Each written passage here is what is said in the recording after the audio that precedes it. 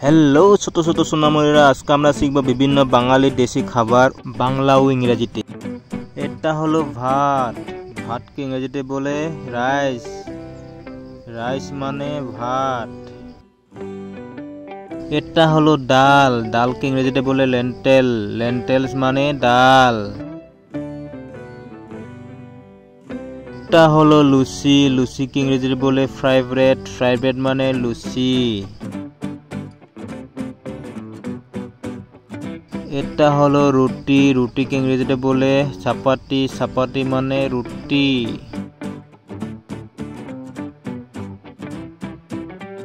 এটা হলো পরোটা। পরোটাকে ইংরেজিতে বলে পরোটা। পরোটা মানে পরোটা। এটা হলো খিচুড়ি। খিচুড়িকে ইংলিশে বলে রাইস উইথ লেন্টেল। লেন্টেল মানে খিচুড়ি। এটা হলো পোলাও। পোলাওকে ইংলিশে বলে পোলাও। পোলাও মানে সির্ফ পোলাও।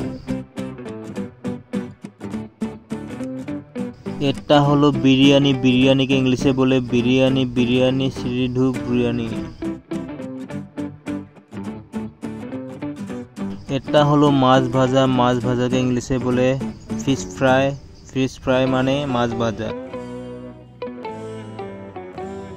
এটা হলো মাংসের ঝোল। মাংসের ঝোলকে ইংলিশে বলে মিট কারি। মিট কারি মানে মাংসের ঝোল। এটা হলো আলু ভাজা। আলু ভাজাকে ইংলিশে বলে পটেটো ফ্রাই। ফ্রাই পটেটো মানে আলু ভাজা। এটা হলো বেগুন ভাজা। বেগুন ভাজাকে ইংলিশে বলে ফ্রাই ইগ প্ল্যান্ট। ইগ প্ল্যান্ট মানে বেগুন ভাজা। এটা হলো শুক্তো। শুক্তোকে ইংলিশে বলে মিক্স ভেজ কারি। মিক্স ভেজ কারি মানে শুক্তো। এটা হলো চাটনি। চাটনিকে ইংলিশে বলে চাটনি। চাটনি মানে চাটনি। এটা হলো সন্দেশ। সন্দেশকে ইংলিশে বলে সন্দেশ। এক প্রকার হলো মিষ্টি।